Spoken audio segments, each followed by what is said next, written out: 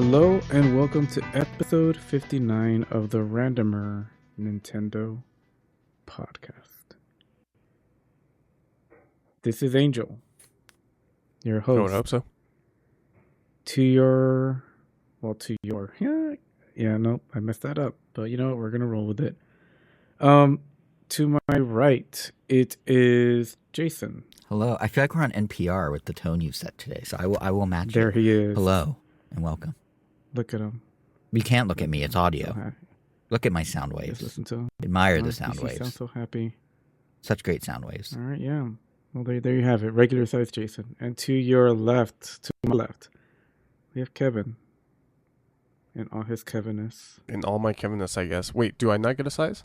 Kevin, acknowledge the listeners. Oh, I see what's going on. I should have probably fixed my audio before we started the podcast, but don't worry about it. We're all here. We're all having fun. Yeah.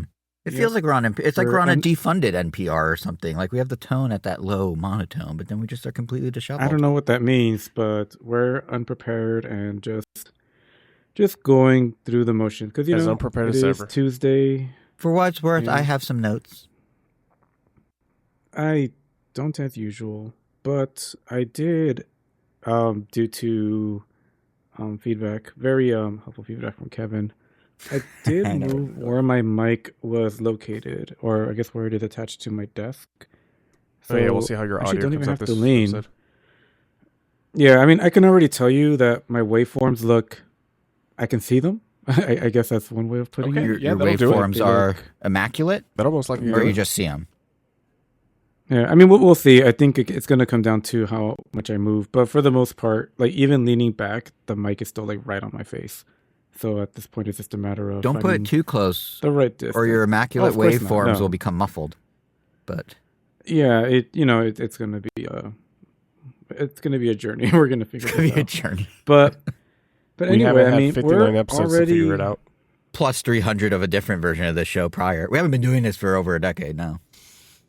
I've only had this specific mic and mic arm for definitely less than 50 episodes. I definitely got this at some point And in your during Randomer.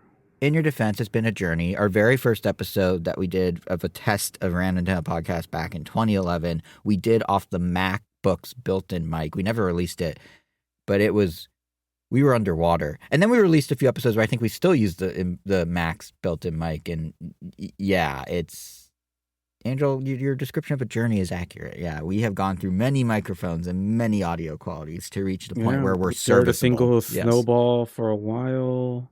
Then we had 2 snowballs, and table setups change. I mean, for the longest time, it was like in the same room to the point that it felt like recording remote felt like that's not really happening. It was kind of like an off the table option.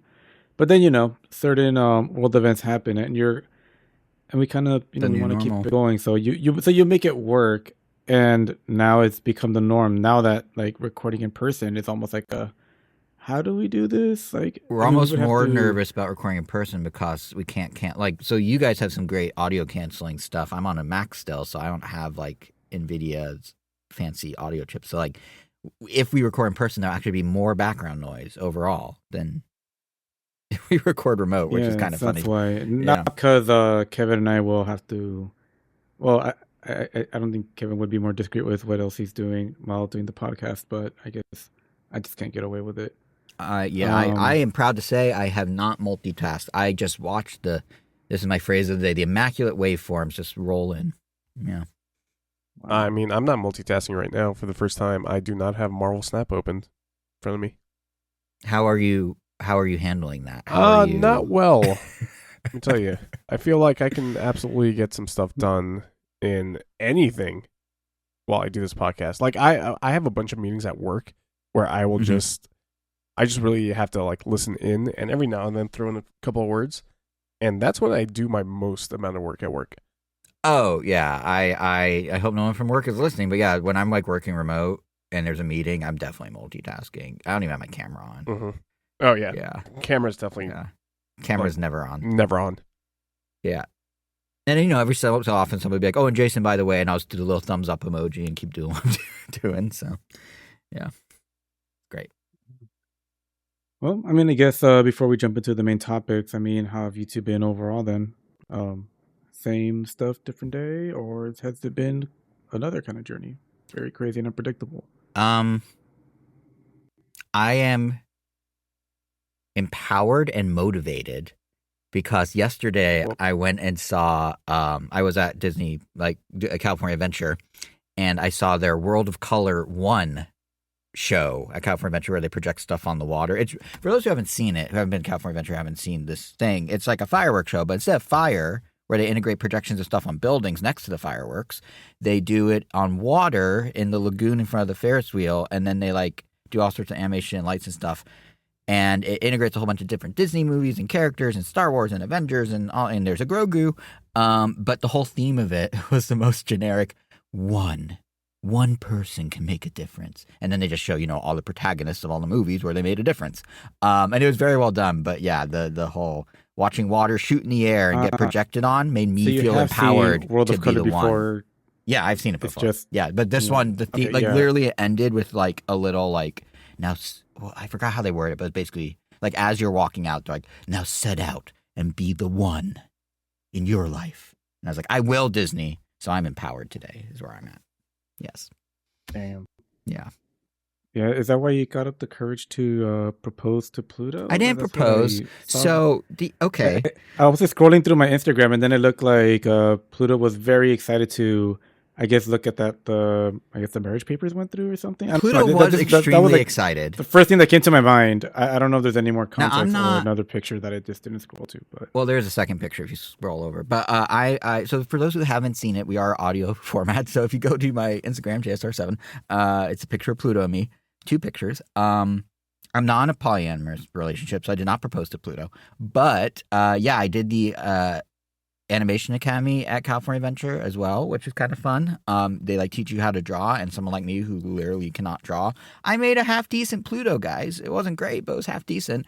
And then we walk over to Soarin', California, and the second we get in line, there's Pluto. So we didn't pick the animation character to draw at the academy. It's just a schedule, and that's just the one we have to get was Pluto. And then we walk over to the next thing, and there's Pluto walking out from the back. I'm like, well, I have to get a picture of Pluto with Pluto. Like, what are the odds of that?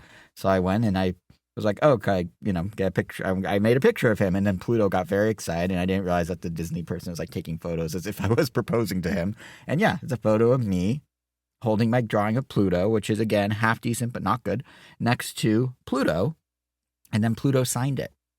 The Pluto, guys, the cartoon character, not a costume character. The actor, no, yeah, but and I'm gonna frame it and put it next to my. Yeah, exactly. It's gonna be framed, and to your point about marriage, it'll be framed and put next to my marriage license. Yeah, be great. Nice. 2 relationships. Yeah. What about you, Kevin? Did you draw any dogs? Or cats? Dogs? No, not at all. I actually built a new PC over since the last episode. Completely brand new PC.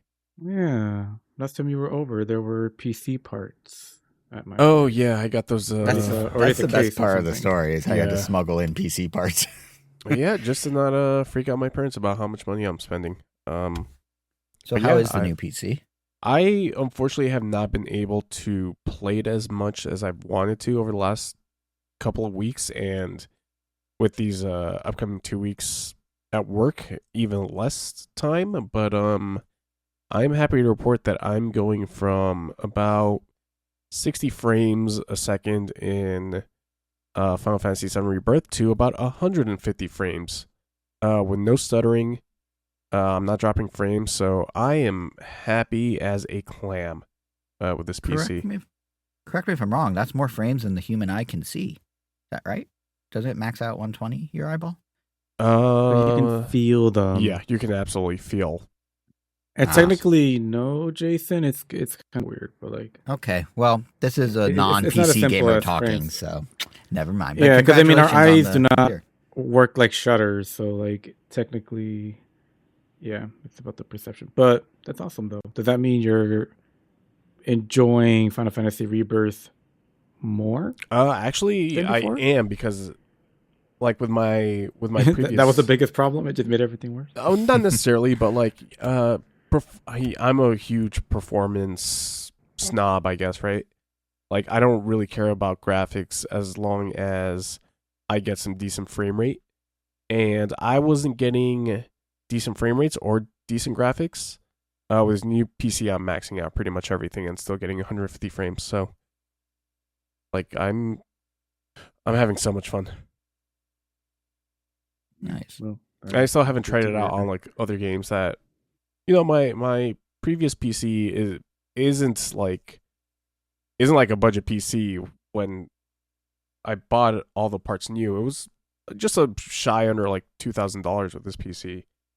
So it's no how do I say it? It's not like I said, it's not like a budget PC. It still runs games pretty well. But not 150. it was definitely starting to show its age. So this one is pretty top of the line, with the exception of the CPU, which is like just a hair under the top of the line CPU that I can get for a new PC. So I'm still happy about it. How many flashing, colorful things? How many lights do you have in and around it? I specifically made this like my no frills PC because I hate RGB now. It like does nothing but just drive up the price of everything. I never understood everyone's obsession with RGB. It looks pretty, I get it, but I appreciate you did a minimalist one. Yeah. I always assumed like RGB was like the default cheaper version because now it's like sought after, and you have to pay more to not have it. And to be fair, like RGB has definitely gotten cheaper over the years. Like when I built, this is my third full like new build since I got into PC gaming. My second one, RGB was still pretty expensive. Like a single RGB fan will like run you up $40. Now you can get 3 of them for about $25, But yeah, that being said, like a lot of PC cases nowadays, have a tempered glass panel so that you can actually see the internals of your PC. And since I'm not doing anything fancy, I got myself specifically a case where I don't have to like look through it. Today I downloaded some software to actually turn off the RGB on my graphics card because it would still like shine through the front and the back of it because like it's mesh. It's literally just a black box, which is just how I like it. No frills. So I appreciate the minimalism. Yeah. Mm-hmm. That's nice. nice. For the stickering. Excellent. No, I also never sticker bomb any of my stuff. Yeah. People seek out putting the stickers on? Oh yeah, people love to sticker bomb their junk. Yeah, I used to be a non-sticker bomber, but oh no, you become one? I mean, I've been one for like at least 5, 6, 7 years. Oh wait, yeah, you have one on your phone case even. Yeah. I think it, like once you stick the first one, it just kind of spread and it just became like, oh, I actually really love this. It's like when you get a tattoo and then you suddenly get a bunch of tattoos because once you... That might be a way for it, except this isn't permanent because if anything, I love the fact that I'm not married to a specific case. This mainly is just applies to the phone and my iPad. But the fact that, because I just love having a clear case on my phone because I just want to have my stickers shown through the clear back. Because I have a lot of very unique stickers of franchises that normally don't even get cool cases. And if there are cases, usually they're so expensive or just not really what I want design, whether they're too bulky. Like I love the case that I have. It's just clear. But I have a Dodrio like sticker on it and I'm actually getting ready to rotate it out soon. Wow. Either for a Phoenix Wright one or something Monster Hunter. I didn't think you'd rotate it. You've had it for years. But the plan was always to rotate it, whether it gets destroyed through wear and tear, but because I put it under the case, they say it has to be preserved. So I'm actually going to stick it in a book where I plan to just have, where I either have some sketches or, essentially just put it in a scrapbook of sorts. It's getting scrapbook, be it by a sketchbook or something more intentional. But I just love doing that. Now I do it to my laptop. I did it to my iPad. Did it to my PC, sort of. I mean, there's some stickers there. I mean, sometimes it just worked out nicely when I had my iMac, iPad, and iPhone. Like the iPhone had like a Maya sticker from Ace Attorney. The iMac had the Phoenix, and my iPad had a Apollo, which almost felt like, oh, it's kind of like I guess the status of the character or the ranking. I don't know how you want to say it. It just felt appropriate. But yeah, I don't know. I went on and on that, and I like it. I I'm think definitely where more I Kevin direction. Yeah. I think where I land with like sticker bombing is like I think I can start with like, you know, just a side panel, like putting a sticker like right dab in the middle. But then I would hate the what's the opposite of symmetry? Asymmetry? Asymmetry, yeah. I would hate the asymmetry as I like slowly put more stickers on, unless I just had, you know, 100 stickers that I could stick on at one time. I get that. I definitely do love symmetry unless the asymmetry is very intentional. But I do also have hundreds of stickers. Every time I go to Japan, my brother and I, we just buy a ton from the Pokemon Center, from the Jump Store, from various markets. Like I have so many stickers that I could, you know, my phone and my devices are going to be different for a very, very, very long time. And not to mention, for any of you that maybe want to buy some stickers while you're in Japan or see some around here, B-side label stickers are really great because they're basically waterproof. I've gotten some of these stickers wet so many times because I also put some on a water bottle that I have. And yeah, they still hold really well and they always look nice. And the designs are usually pretty great. Just the way they unify a lot of the characters or just draw them into completely different art styles that still feel great. I actually thought you were about to plug yourself there, Angel, because you make things that can be turned into stickers. Yeah, same. I thought you were gonna plug like, and I was you about like, yeah, go for it, store? do Nice. it, and then you didn't. Oh, damn. Well, wasted idea or wasted opportunity. Like how you're still not doing it. We're like, hey, you make, and you're like, oh, what an opportunity I didn't take.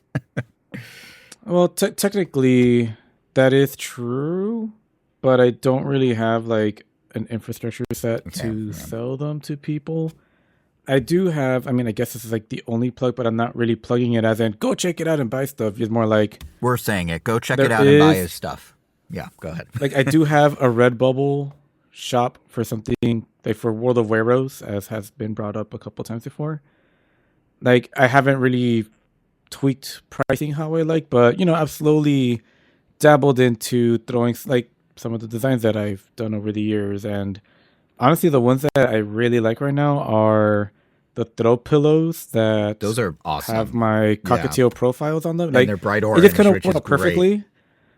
Like because all my designs are perfect squares, so it just worked out for those pillows. And some look really, really good. Others, you know, they still, for the most part, they all work. But some, like my default cockatiel that you may have seen on my Instagram, like that one just works nicely because it's mainly orange. So.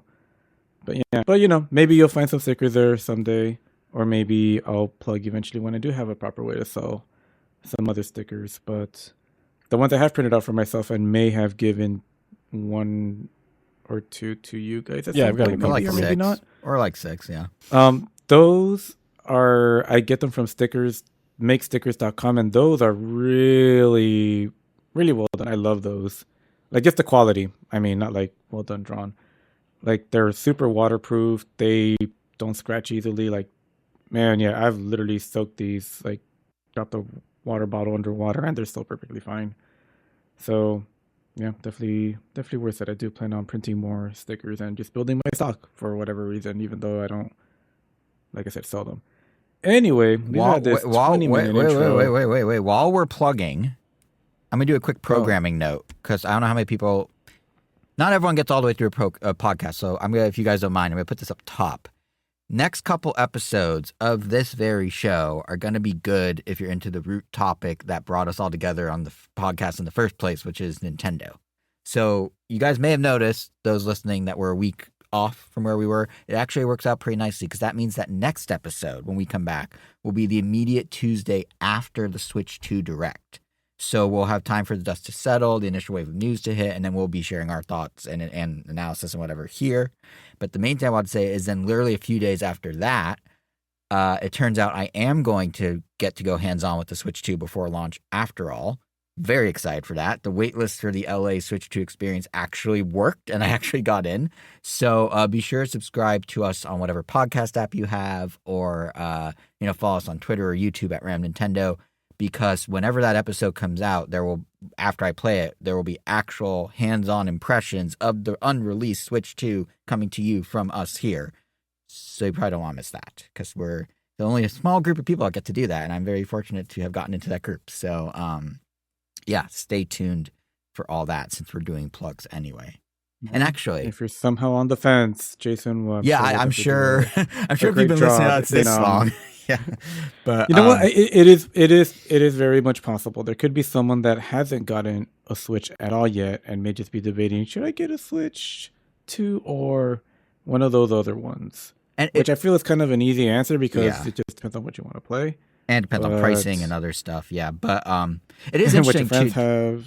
To your something point, that you can't really get an answer from Jason's impressions, but you should listen anyway. Yeah, listen to me, because I like to talk and be heard.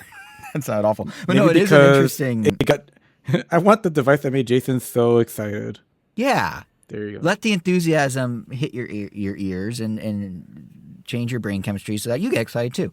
But no, I was going to say, it is an interesting time, like the hands-on aside. I don't recall a time that we were like this, like on the cusp of a bunch of Nintendo stuff happening that hasn't happened. Like the whole last month of Nintendo has been very like, I don't know, like calms before multiple Nintendo storms. Like I don't know what to call it. I mean, obviously Switch 2, and like they're starting to market that. We have the Direct next week, but they're putting Switch 2 logos on like the Seattle Mariners are going to have like sponsored jerseys now. I guess all baseball teams are. And there's going to be a Switch 2 patch on the arm of every Seattle Mariner player at every away game the entire season, which is like a level of exposure Nintendo doesn't normally have. So clearly something's rolling there with getting the marketing going. Then like Nintendo's doing like a big retail push. They're launching the San Francisco store on May 15th. It's opening.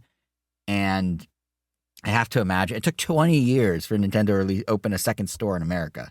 And it took 3 years to open all of them in Japan, all three of them. So I have to imagine the ball's going to get rolling there as well. And then outside Switch, there's some weird stuff going on with Pokemon. One cool thing is Lego got the license to Pokemon. So the second the Lego Bidoof hits, I'm all about that. But then on the other side of that coin, Niantic, I guess, is selling their entire game division to Scopely, who makes Monopoly Go and Marvel Strike Force, and they're Saudi Arabian owned.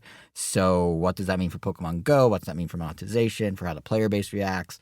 Selfishly for me, what's that mean for Pikmin Bloom? There's all these dominoes with Switch and stores and Pokemon and the Niantic, all these dominoes that are about to start falling, and we're kind of just sitting. We haven't really talked much about Nintendo, but I feel like the Switch 2 stuff is going to be when it happens. That's going to be the first domino to fall. So if you're into us for Nintendo purposes, there's a lot coming down the pipe, is I guess what I'm trying to say. So, done plugging now. Thank you. Yeah. And a good plug that was. And I guess, let's just jump right in. Now 23 minutes in. I don't know why I keep bringing up the time. You should say the time between every topic just for fun. Just let us know, 52 minutes in, we're switching gears to... Well, the timestamps already do that. And I guess, honestly, I'm just going to jump right into the thing I've been most excited for the longest time, which is the Looney Tunes movie, The Day the Earth Blew Up. Because, man, my brother and I have been, and I'm sure millions and millions of others. Well, actually, no, I take that back a little bit. Just many, many others. Because, we love dozens Looney of Tunes us here. just thinking that. Especially love, not only do we're a big Looney Tunes fans here. Specifically, Daffy Duck is my favorite Looney Tunes character. Daffy and Donald, I would say, I love equally. The only difference is that Donald has just, I guess they just make more merch of them. At least more merch that I like. Because they don't. No, there's just more merch. Disney. There's definitely more merch. 100%. Yeah, way more than Warner.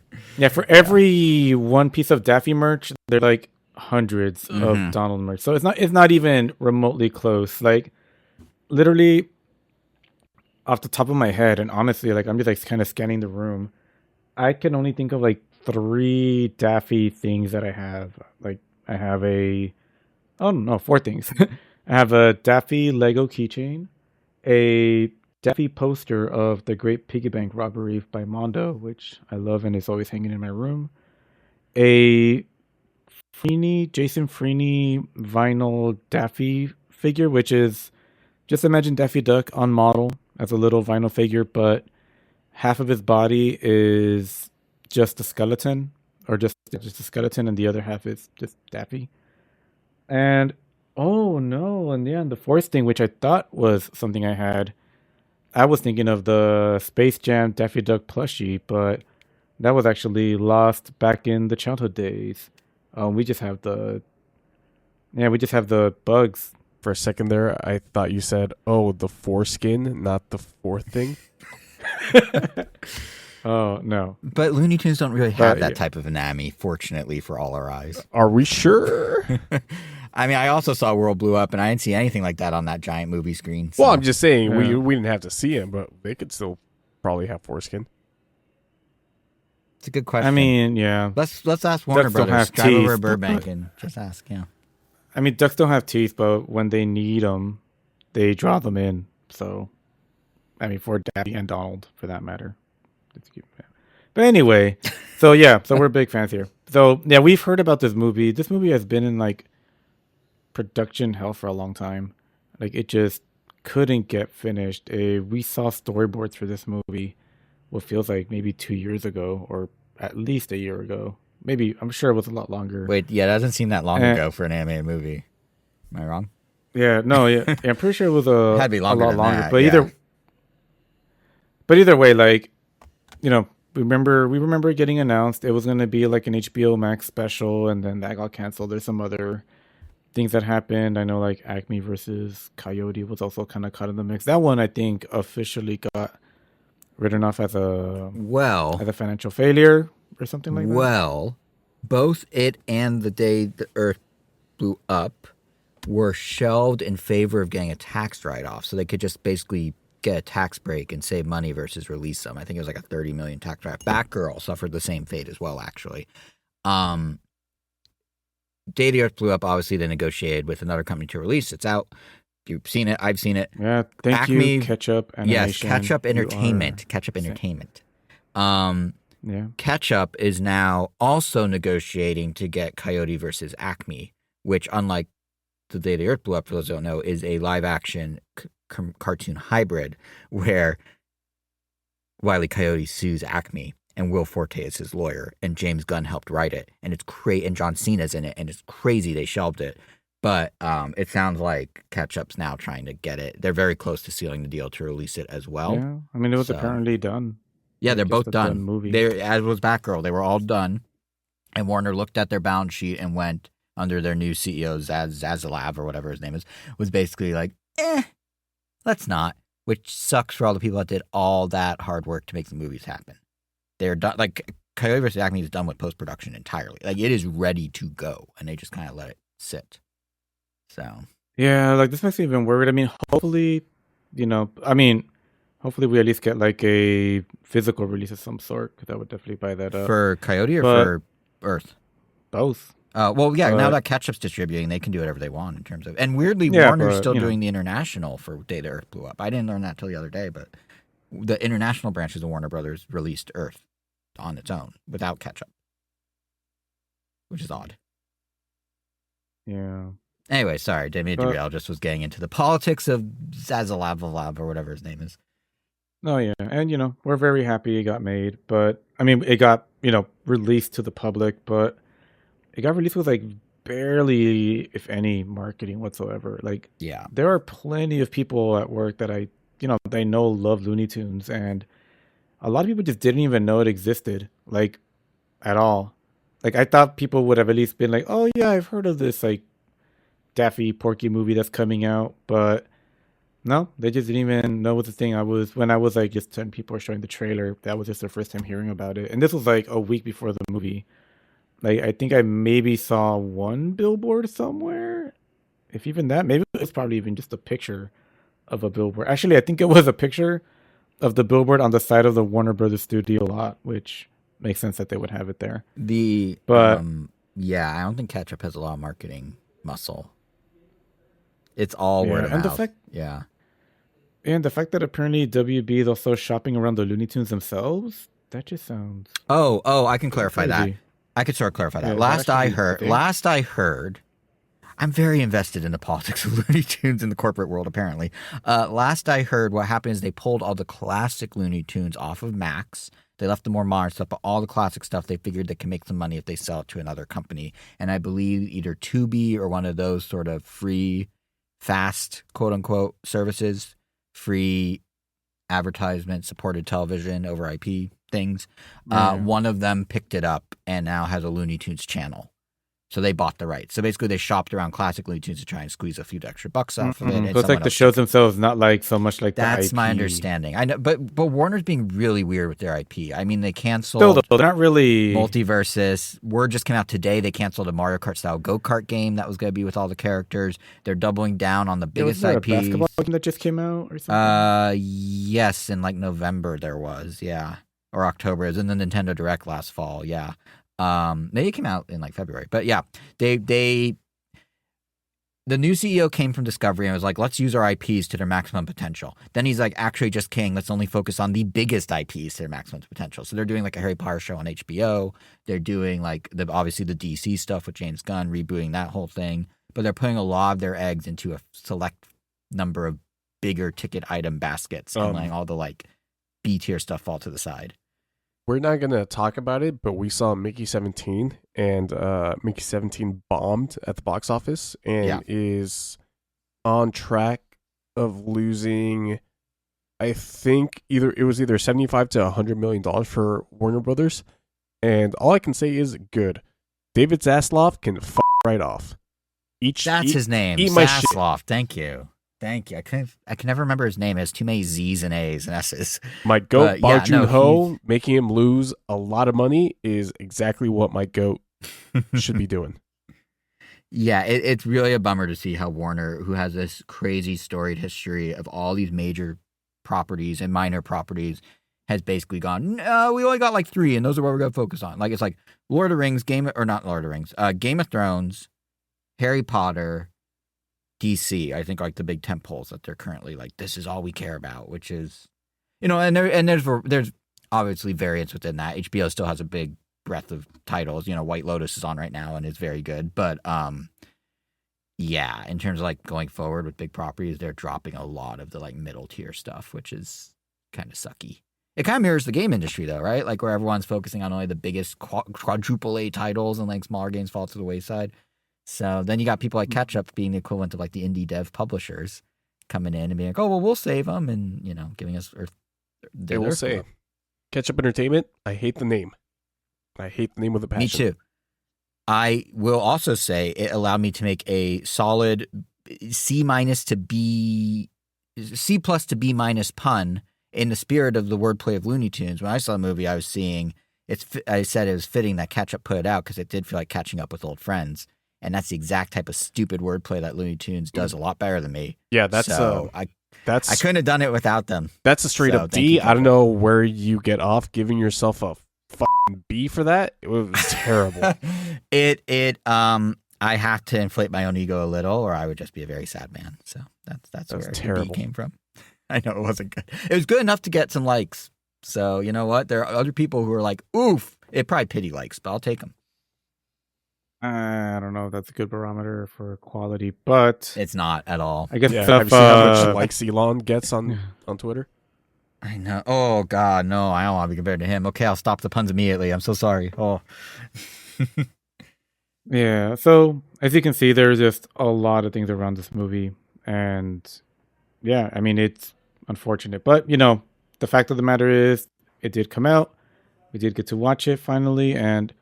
Yeah, at the very least, I was very happy with it. It was incredibly silly, incredibly animated. Jesus, like the characters do not stand still for more than like half a second. Like I don't know. There's even a character that just watching them on screen is just hilarious. A Farmer Jim. Oh, he actually stands extremely still. To your point, yeah, but he also probably has the most animated and detailed like head turn. Oh that I've yeah, ever when they seen in, switch like, almost any cartoon. when they change up the that was Yeah, like it's like he both have like the least amount of animation and also the most in like one scene. Just like it's like the most like crazy head turn I've ever seen. If we want to talk about animated or put to increases of film. frames per second, I feel like he went from like nothing to like all the frames. Yeah, it was quite a Literally, yeah, it was nothing to all of them. Like, I don't know. I don't think they could have added more. It was like very almost uncanny valley-ish, but it was like yeah, like rotoscope extreme. Yeah, it was like it was good. It was a good gag.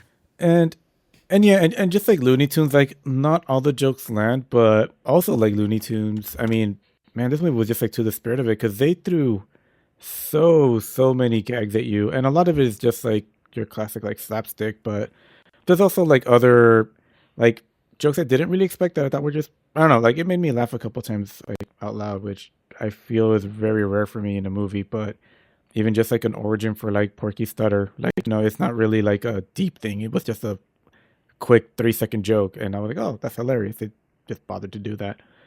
But there were also some things that were just like, oh yeah, they're clearly just going something that is trending right now, and I think, you know, Oh talking yeah, about is twerking. there's a TikTok reference. Yeah, and twerking. Yep. Yeah, but that also comes and goes in like 30 seconds, and It's you know, very we're just off to the fast next. paced. The whole thing is like boom, boom, boom. Like the pacing and, of you know, the plot pacing is good, but the gag per minute is like, you know, the GPM, as we all say when watching Looney Tunes, right? The gag per minute and is through the roof. Yeah.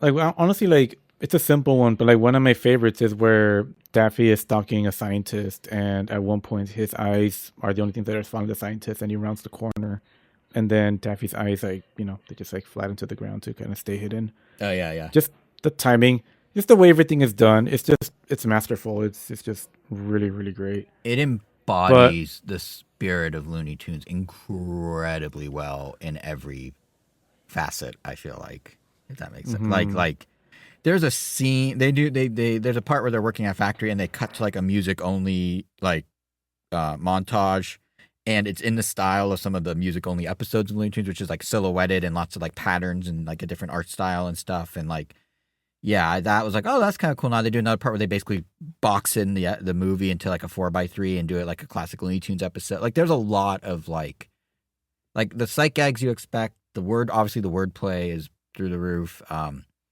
don't know if we want to spoil it, but the name the day the Earth blew up isn't, if you've never seen a trailer, isn't necessarily what you think it is. And that was, I thought, very clever how the whole thing was built around that. Yeah, like honestly, even like without spoiling too much, like the main, well, you know, the main antagonist or the main villain, even just the way like they move, honestly, everyone's facial expressions, just like, it's just such a, I don't know, it's not like I'm just like gushing like a ton over this movie, but like I just loved how far everything was pushed. Like it feels like they went through so many steps and they're just like, all right, push it further. Nope, not exaggerated enough, to the point where like everybody's just doing so many unnecessarily like arcing and overlapping movements. But it's just, I don't know, it was exactly what I wanted out of a Looney Tunes movie. It really just felt like Looney Tunes, even though it was a different creative team years after Looney Tunes peak. You know, Looney Tunes is an older property. Obviously, different people have done good stuff, but it really just felt like a huge send up in a positive way to what Looney Tunes was in its prime, you know? Yeah, clearly whoever like directed and like did a lot of the writing like was a huge fan of the original stuff. Yeah. Because that's what a lot of people, like, even when I told them like, oh yeah, there's a Looney Tunes movie, and they're like, oh, like it's gonna be like the Looney Tunes property from the 2010s or this other one. You know, there were a lot that didn't. Toonmatics or whatever never came out. The one where they're all edgy. You mean, or Lunatics Unleashed? Or Lunatics, yeah, Toonmatics. I think I just made something up. Yeah, Lunatics, I think. Was yeah, the one. yeah, where they were like, hey, action cartoons are hip right now. Let's make them and they all had superheroes. And they all had really sharp lines on their character designs. Yeah. Yeah. It was Mario Strikers, but Looney Tunes, basically, in visuals. Yeah. It's funny because, like, in 2D, like, you know, traditionally animated, and this was 100% traditionally animated, which is crazy. You know, yeah, I mean, I think it was like cutter digitally, but, you know, every frame was drawn on paper. And so, I mean, whether it's digital or not, like, everything was just hand drawn, which is just great. But, yeah, whether it's 2D or even 3D, I feel like, man, Disney is just falling behind on off runs. Like, I don't even remember the last time I was really excited for a Disney film. Like in general, like it must have been, oh God, like around the Wreck-It Ralph period, which is Damn. at least like mid to 2010s. Yeah, Like that's the a last while one that I ago. was like, yeah, because like the CG stuff was, I mean, that's when they were kind of like coming back. Like, they had Meet the Robinsons, Chicken Little, and I forgot what else, Bolt. Like a lot of the movies were just like okay. Yeah. So I was already like, yeah, I'll check it out because it's Disney. That was kind of like my reason for a lot. Even Pixar had like a long win streak, and then suddenly the movies were just going like, yeah, that was fine, yeah, that was cool. That Yeah. one wasn't so great, Yeah. and it's just been a while. Like I think Coco was the last one that I really loved, and that was like, I don't know, however long ago that was. They just and announced a even now, sequel like, for the other day for it. Coco 2 is coming. and I'm not excited for it. Like, not that I'm like being negative about it. It's just You got your Coco film. did what it needed to. Like, I personally can't think of it. It's kind of like, yeah, surprise me. Like, give me a reason to be excited for it, because it's like, yeah, like it can exist. I'm not really like itching. I wasn't itching for more Coco. Like, it just felt I had the perfect serving. And now it just feels like, hey, you want some more of this thing? And I'm like, no, I'm good. Real So, quick, just it for the feels like- listeners at home, please don't splice itching for more cocoa out of context and make it sound like Angel has a cocaine addiction. Please do not. He's an upstanding man. Don't sully his name in that way. Please continue.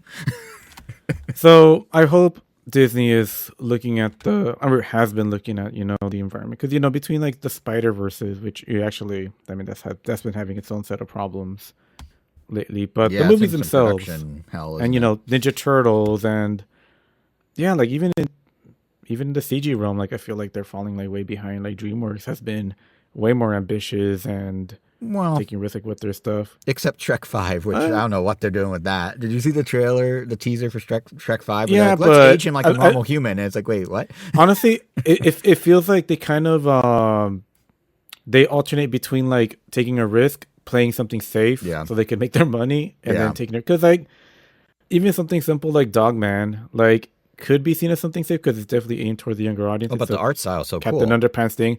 But yeah, like, but it looks so inspired, and I don't know, I actually kind of want to watch it a little bit. It's on streaming. But, now, you could. Oh, yeah, I might check it out. But yeah, so hopefully, this at least shows that creativity and looniness isn't dead, but it is going to be hard to come by because I'm sure this movie was really expensive to make and took a long time to make. It wasn't. I don't know. I think it was $15 million total. Which, I mean, for for Looney Tunes, that maybe sounds like a lot, but like compared to animated movies, it was only $15 million. Oh, yeah, but I feel like, I mean, obviously they're not using the same kind of technology. Yeah, no. But no. for traditionally animated, I'm sure this is really expensive. I'm double checking that price, by the way. I mean that budget. Yeah. Regardless, I don't even know if it'll still be in theaters by the time this episode goes live. But it is. There's drama around that too. So originally, the head animators were saying it's only having a 1 week run, and then there's enough blowback somehow, or enough empty theaters, that they extended the run, and now it's just going to have a, quote, normal run. So that probably means a few weeks at least. So probably this week, if you're listening to this, we're recording on the 24th, so probably the final week of March, maybe the first week of April as well. Yeah. Like it actually is staying in theaters. $15 million. And so far it's grossed about $9 million. So go out there so we get more Looney Tunes, and more importantly, so we get Coyote versus Acme, because I'm actually very excited about that if it ever comes out. Man, this Transformers 1, shame. Yeah, These movies are getting shafted. I know. One passing thought about Looney Tunes that I think deserves credit. Another thing it does well, it carries the torch well. You kind of forget all of Looney Tunes is set to like real music by like real like symphonies or orchestras, like lots of strings, lots of brass, lots of, and the credits when you watch The Day the Earth Blew Up, I would say one of the largest chunks of the credits is the people who played the music. All the music is real music that was recorded with real instruments to back basically the full 91 minutes of this film, and that was kind of cool to see. Like they even kept that going. They didn't use, they didn't sub in some like garage band fake. Like they really went and hired some orchestra and did the thing. So another little feather in his cap. That actually, yeah, before we actually move on from this, I almost forgot to mention probably one of my favorite things about the movie. It's just how great Eric Bauza is killing it as a lot of these Looney Tune Oh yeah, characters. it's crazy. Like He he's was like the basic, whole movie. Yeah. yeah, like the fact that already he's like Porky and Daffy, and they both have such distinct voices and speech patterns. Like playing the imitating the voices or like reciting lines is one thing, but like he's kind of proven time and time again that he just embodies these characters. Like he'll have I've seen interviews where he's just on spot, like just challenging, "Hey, how would Bugs do Shakespeare?" While also arguing with Daffy, while Daffy's also doing this other thing, and he just does it. It's just like the modern Mel Blanc who used to do like the majority of the voices, because I think he also does Sylvester and Tweety and Yosemite Sam. Like Like all of them. It's crazy. He pretty Yeah. much carried this whole movie because like half of the Looney Tunes character is the voices. Like the voices are almost like as like memorable and timeless as the characters themselves, and you can't really do these characters without the right voice. So damn, I'm kind of glad that we have someone like to carry this. I mean, I think he's still on the younger side, so we probably still have a good nice long run at least for our lifetime. We'll see, but I already set the bar low with my puns, so I was gonna say Bowser more like Wowza. Am I right? Okay, I'm sorry. yeah, cool last name that already sounds like Bowser. But anyway, yeah, let's switch it up a little. Let's get away from WB and go to I don't know if it's a complete opposite, but it's kind of there. Let's go to Daredevil Born Again. Oh, I wasn't ready for this one. that is a pendulum swing. Daredevil Born Again. Man, it has been a while since I have really enjoyed something from the MCU. Like, don't get me wrong. The last thing that I legitimately like enjoyed greatly was Guardians 3, and like, don't get me wrong, Deadpool vs. Wolverine was definitely a fun experience, but quite honestly, like, if it wasn't for that Comic-Con experience that we had, I probably wouldn't have seen that movie in theaters. I probably would have caught it on digital. Fair. And quite honestly, like, It's also kind of like, it's kind of MCU adjacent. I know it's in the MCU, but it's kind of like, it's not MCU in the way the rest of the MCU is MCU. You know what I mean? Like, it's. I disagree with that, but that's for a different conversation. Okay, fair. Yeah, like the last thing that I truly enjoyed greatly was probably No Way Home, and it's been 3 years since that movie. Jeez, time flies. I think, like, I didn't catch Echo. I didn't see Loki season 2. I didn't see Agatha all along. I don't plan on watching Captain America in theaters. I haven't seen the Marvels. I haven't finished Eternals. Like, there's just a bunch of MCU that I haven't watched. And like, even going to the Netflix series, I didn't watch The Defenders. I didn't watch Daredevil season 3. I didn't watch I didn't finish Luke Cage season 1. I didn't watch season 2 or 3 of Jessica Jones, and I didn't see Iron Fist at all. Like, the only Daredevil I've consumed was Daredevil seasons 1 and 2. I haven't seen any of the Netflix shows, which seems very out of character for me. So I've been afraid to like start the new Daredevil because I'm like, am I gonna be totally out of the loop? So I'm very curious what you're about to say about it. Yeah, and like I didn't watch season 3 of Daredevil either. So I don't know why I decided to watch Born Again, but I'm glad that I did, because of the 4 episodes aired so far, I think they're knocking it out of the park. Daredevil season 1 was definitely a breath of fresh air back in the day, because I think more than anything, this was a little bit more MCU adjacent, where they were referencing the attack of New York, but very rarely were they referencing any of the other characters in the MCU. Mm-hmm. Even though it was supposed to be set in the MCU, and I mean, technically they've sort of been more retrofitted into the MCU than existing in there from the beginning. But like I am enjoying the hell out of this series. It takes place, I think, 7 years after the end of Daredevil 3, which, like I said, I never watched. And it's funny that I'm enjoying this because apparently they shot like 9 episodes of this series and then went back to the drawing board. Like they fired the showrunners, they scrapped a lot of the material, and they brought in somebody who was like a writer on the Punisher series. Oh, I totally forgot the Punisher. I didn't see any of the Punisher TV shows with John Bernthal. That had 2 seasons itself. But you know how like there's comic book actors who are just like you can't think of Tony Stark or Iron Man without thinking of Robert Downey Jr. Right. Sorry. Yeah. I would agree. No, sorry. I was something came up on. I thought you were like really waiting for Angel to be like, "I'm there." With No. you. You know how like you can't think of like Wolverine without thinking about Hugh Jackman. Yeah, of course. I don't know about that one. Well, that's one of. I feel like that's one of the. I think that's a pretty good. That's consensus. one of the de facto. Ryan Reynolds and Deadpool would be maybe another one. Sure, but like, Yeah. I don't think. How do I put I this? can't even think of another actor that's played Wolverine that wasn't a voice actor. How do I put this? Charlie Cox is Matt Murdock, Daredevil. I think he is the perfect casting. I think his casting is more perfect than RDJ as Tony Stark. Charlie Cox just brings something out of this character that if I read the comics, it would be perfect.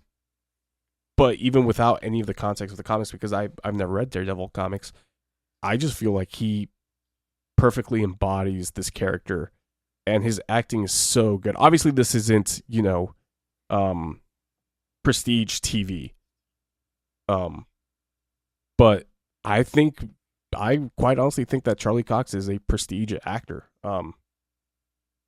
And what they're doing with this season, I think has the potential to elevate this a little bit more than just your standard run-of-the-mill comic book season. It's no spoilers that John Bernthal is in this season as Frank Castle the Punisher, but they are like hinting to the fact that there may be some commentary on cops using the Punisher symbol. And Spicy. It can get. I hope that they do, because it would be, Yeah. I hope that they take they have a nuanced take on it, or they just confront it full force. I really hope that they don't fumble the bag in that regard. And we're 4 episodes out of 12, I think they said that the season was going to be. Yeah, I forgot how much I loved seeing Charlie Cox just fighting dudes and just getting tired and just winded by the end of the fight. Like I forgot how much I enjoyed that. I forgot how much I enjoyed his character. I forgot how much I enjoyed the courtroom drama of it all. It's just really, really solid, and I hope that they continue this episode streak. Like on the other half of it, Vincent D'Onofrio, who plays Kingpin, and who's been playing Kingpin since Daredevil 1 and has played him in a couple of other MCU stuff. Like he was in the Hawkeye and Echo. Yeah. And Echo, which another MCU thing that I didn't see. While I wouldn't put him on the same level as like Charlie Cox as Vincent D'Onofrio is Kingpin, he is still doing a really, really good job. He does a very good Kingpin. Yeah. I just can't wait to see where this goes. It's already gotten picked up for a season 2. I know there was like some worry that this show wouldn't be as gritty as the Netflix series. It's probably maybe not as gritty, but it's still gritty. There's a couple of F-bombs in there. You've already seen some bones go through skin. There's a couple of broken necks. Like it's great. I'm enjoying the hell out of it. Would you recommend I watch the Netflix ones? I know you only watch some of the Netflix ones, but do they pick up as if man. you're familiar? Like, should I do Netflix first and then I circle back? think. As long as you watch She-Hulk, you're good. Oh yeah, I forgot. I have watched forgot it She-Hulk. was in Excellent. I would probably watch the first season and Okay. just do nothing more than that because the characters introduced in that first season are very pivotal to this series, I guess, because this is not a season 4. It's a completely brand new show. But Right, season right. 2 is where it starts being the we have our own little cinematic universe within the television universe, where I don't think that Defenders. season 2 or even season 3 are required viewing. You may get confused at the very first episode of Born Again as of like, oh, who's that? But you can just think of it just as that's just a villain in Daredevil's catalog of villains. Gotcha. So Yeah, I would watch this season 1 is- and that's it. Okay, yeah, because this is the first MCU show I'm not watching as it airs because I was like, man, I never watched the Netflix shows. I'm gonna be out of the loop. So okay, that's good to know. And yeah, I should clarify the tangent when I made the Deadpool adjacent thing. I meant more like tonally. Deadpool was an established thing before it became part of the MCU, and they just kept the tone. Like it wasn't like built up in the MCU; it just was slotted in. So it's sort of a different vibe to begin with. Anyway, is all I meant by the Deadpool thing. Sure. Yeah. But yeah, that's, I'm gonna have to check out that's, Daredevil. Daredevil, Born Again. Enjoying the hell out of it. Great stuff. I mean, honestly, even though I don't plan on watching it, I am happy to hear that, that there's some new light in the MCU, or at the very least, at least on the show side. At any point in the show, did they ever bust I guess you could say, Born Again and then title card or something? No, and funnily enough, it's called Daredevil Born Again, but season 3 of Daredevil on Netflix adapted the Born Again storyline from the comics. This Born Again titling is more symbolic of, it was on Netflix and it died there, but now here it's on Disney Plus. Born Again, Alive and well. So yeah. Well, on that note, let's bounce it back to Jason. We'll that's me. do some ping pong here. So it looks like the next one is Bakeru. Whatever the Yes. hell that is. Okay. Well, you should know because I talked about it. So this was maybe for the regular listeners. Back in I don't think I've ever August, heard of this before, ever. August, I discussed the demo of a Switch platformer made by some of the people who previously made Mystic Ninja Goemon. I think I would remember if you've played a game. It was a demo, but That'd be literally we that'd have be an monumentous. episode titled Goemon, Goemon, Goemon because I kept name dropping Goemon, and at the end of my impressions, you both were like, we don't know what Goemon is. So you definitely, this came up. But yeah, since that demo came out last August, I mentioned this in passing in past episode, but I bought the physical version of the game.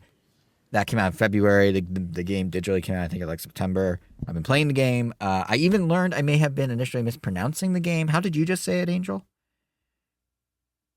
Bakeru? Okay, yeah, so I thought it was Bakeru, which is similar to what you're saying, but with less proper inflection. Somewhere I saw it might actually be Bakeru. Oh, that is what you said, Bakeru. Bakeru. I mean, Not Bakeru, I don't know what Bakeru, that. right? I mean, I don't know what that means, but it sounds like a Japanese word. It so I is just pronounced Japanese, it, yeah. right? Yeah, Just like you okay, pronounce it how so you would if it was- so this now deeper understanding of how to say the game's name is perhaps reflective of my deeper understanding of the game itself, because I have fuller impressions. So I wanted to share them because it is a fun game. So quick recap, since clearly you don't remember, Angel, and Kevin, I'd be surprised if you remember or if any of our listeners remember, because it was months ago. that you talked about it, but I'm willing to believe you this time. Yeah, it literally have an episode with its name in it, sort of. Anyway, yeah, so what this is, Bakeru is a platformer. It's on Switch, it's on Steam. It's from the gang over at Good Feel. They're the developers of Yoshi's Woolly World and Crafted World and Kirby's Epic Yarn and most recently Princess Peach Showtime. And like those games, this is a pretty standard platformer at its core. You're exploring levels, various sizes and themes, collecting certain sets of hidden away items and nooks and crannies and battling enemies, big, small, boss, mini boss, what have you. I think across their portfolio, something that Good Feel has done very well with their other games that they've worked on with Nintendo is they demonstrated they could take like a standard platforming structure, like a standard genre approach to platforming, and then infuse it with some fun hooks or theming. And with Bakeru, it's very much that philosophy, except now they're doing an actual true 3D platformer instead of a side-scrolling one. I mean, this is a linear 3D platformer. It's similar to like Kirby and the Forgotten Land or like Super Mario 3D World, where, it's like linear but wide. Like you can, Crash you're still Bandicoot. going from point, what? Yeah, Crash Bandicoot. Like, you're still going A to B, but you can walk around a bit more in some 3D space or even different little pockets or branches before reaching point B. So like almost a little wider than Crash, but yeah, sort of Crash. And that's something familiar to the genre. There's many games we can cite that do it, but for Good Feel, it's the first time they as a collective have done it. Some of their individual developers have probably done it in the past. They're dipping their toe back in this old water because they did a lot of stuff in the N64 era, like I said, Missing Ninja Gomon being one of them, and that was a little more open in parts. But the thing about Bakeru is it's like Good Feel's signature move of adding some unique hooks and theming on top of some standard gameplay you're used to, and because this is Good Feel stamping their own name on it and not doing it for Nintendo, they went all in on that approach. Like, it's not just like, we'll do one theme and call it a day. Like, there's basically two main hooks in the game. The first and the biggest is the core gameplay mechanic itself, in which you're essentially banging a drum. Like, that's the combat system, kind of. The entire game is very heavily themed around Japan, so good guess, Angel. And I'll get to that theme in a minute. But you've got these two taiko-style drumsticks, each in one hand of the main character, Bakeru, and each controlled by one of the shoulder buttons. So depending on which button you press or which patterns of buttons you do, you can perform different moves on enemies. And what I've realized going through the full game is that the drumming matters. Like, you can't just button mash and swing your sticks willy-nilly. You'll want to do certain moves in certain scenarios or certain enemy configurations, and you'll need to use the companion dodge and shield as well. Like, when I first discussed the demo, I was saying the drumming kind of reminded me of how every early 2000s or late 90s 3D platformer had like some unique mechanic on top of just standard platforming. I think at the time I mentioned Chameleon Twist of all games from the N64, where like it was a normal platformer, except like you could latch on to things with your tongue, and there was a whole thing built around that. So here my initial thought was just drumming with a button, controlling each drumstick in one hand. That was the thing. But it turns out, as I'm going through the game, it's almost more like a diet Dynasty Warriors in a way. Like, it's especially when you get in the groove of like comboing different enemies with your various moves. Like, it does feel like you can chain it, you can combo it. It has kind of a like platformer with a hint of Dynasty Warriors light kind of feeling, and it makes it more interesting to kind of counterbalance what is, to be fair, a pretty breezier platforming exploration experience. Like, I'd say in terms of the actual platforming and exploring, it's like a Kirby level, a Kirby sort of game, like Kirby level difficulty. But then you got this combo system that at least adds kind of a deeper, more meat in a way. So that's one hook. And like I said, Pleasant Surprise has a bit more depth. Hook number 2 is what Good Feel demonstrates time and time again with their Nintendo collaboration, and they're doing it here too. And that's variety beyond whatever mechanic they come up with. So they've dabbled in this with like how they played around with things like in the Yoshi and Kirby games, the way the world's made of fabric and how you can do different things using the fabric. Like, that was kind of creative. The most analogous example for Bakeru, though, is probably how Princess Peach Showtime introduced a bunch of different gameplay based on what costume Peach was wearing. So, if she's on guard Peach, it's like a fencing thing. And if she's some other Peach, it's a totally different type of gameplay. And here in Bakeru, they branch out in kind of a similar way. So you have this world map, you're going through Japan stop by stop, and you'll go from like a very standard platforming level to all of a sudden you're in like a multi-lap go-kart race, like Mario Kart status. Very different physics, but kind of Mario Kart-esque. Or you'll go from like that go-kart race to suddenly you're doing like a Star Fox style, like flying to the screen on-rail shooting mission. Or you'll go from that to, and this is one I definitely talked about with the demo, you're fighting like a kaiju battle in a big city, and it's essentially Godzilla Destroy All Monsters Melee. So like they do jump around with a lot of different stuff in terms of big like swings of the gameplay. And even at, like within the platforming on like a smaller scale, Good Feel does kind of leverage what they did with Yoshi and Kirby games, where there's like a transformation system in Bakeru, and you can have different abilities by transforming in different ways that kind of mix up even just what you do in a standard platforming level. So you can turn miniature to find secret areas. You can gain some guns to target multiple enemies. You can wield fishing rods to hit out to reach enemies further away. And that one's admittedly quite overpowered. But yeah, it's just like there's all this different stuff to do that constantly, even if you get a little tired of the combat or you get a little tired of exploring. It's just always throwing something new at you, which is kind of nice. And that's the thing with Bakeru is it's just so true to this like good feel DNA that we see in their projects for Nintendo, just blown out because Goodfield now gets to do it all by themselves. So the downfall of that, and I was kind of saying a little, is like, you know, it could get repetitive. It also shares the pitfall of what Goodfield does, which is it is a bit on the easy side. Pitfall is maybe a strong word, actually, because it's clearly made to be more kid-friendly in the same way those other games they've made for Nintendo have been angled. You know, it's not... It's maybe even more kiddie. Like if you some of the dialogue so there's this minimalist story around an alternate world, Japan being overtaken by demons, and all these demons sort of tie into traditional Japanese fables. And even some of the dialogue within that is just kind of like, oh, this is like totally for kids. But basically, don't expect it's the furthest type of platforming from like a Super Meat Boy or something. Like it's very breezy, but the combat is fun. But that hasn't really mattered for me. That's that easy. One reason because I suck at video games, am I right? But no, the actual reason is because, like with other Goodfield projects, what keeps you going is the sheer variety and how it all ties together through the well-executed themes. So, like, the Japan theme actually is pretty cool. You have that world map. You're touring the entire country. Levels are themed around different cities, areas, regions. They get a little more fantastical, too, which is kind of fun. And then, like, the collectibles you get, they're multiple per level. They're actually just fun facts about Japan. Like, you know, I love my fun facts, but you get the collectible and then like a little dialogue box comes up and it teaches you something, which is kind of neat. They're mostly about Japan. They're not entirely, but the point is like everything about the game just like ties in together with this Japan theme. Like Bakeru himself is a tanuki. His weapon's essentially a taiko drum.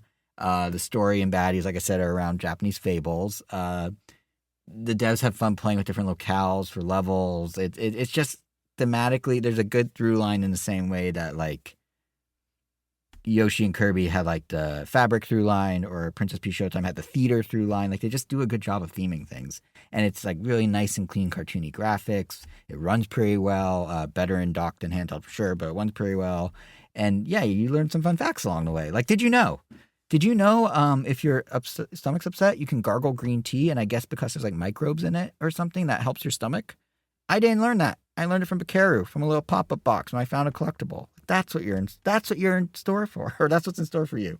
So, yeah, that's Bakeru. It's not the best ever platformer. It's not going to change your life. It's not the most difficult game to play, but if you're like me with like a soft spot for these early 3D platformers that take a clever mechanic and theme and just kind of run with it, or if you liked what you saw from what Goodfield's done for Nintendo in the past, like, yeah, for sure, check this out. The little slice, the little pocket that Goodfield has like found themselves in, they have gotten oh god, am I gonna say this? I'm gonna say this. They've gotten a very good feel for. They are very good at making this type of game, and it's a fun game. So yeah, that's Bakeru.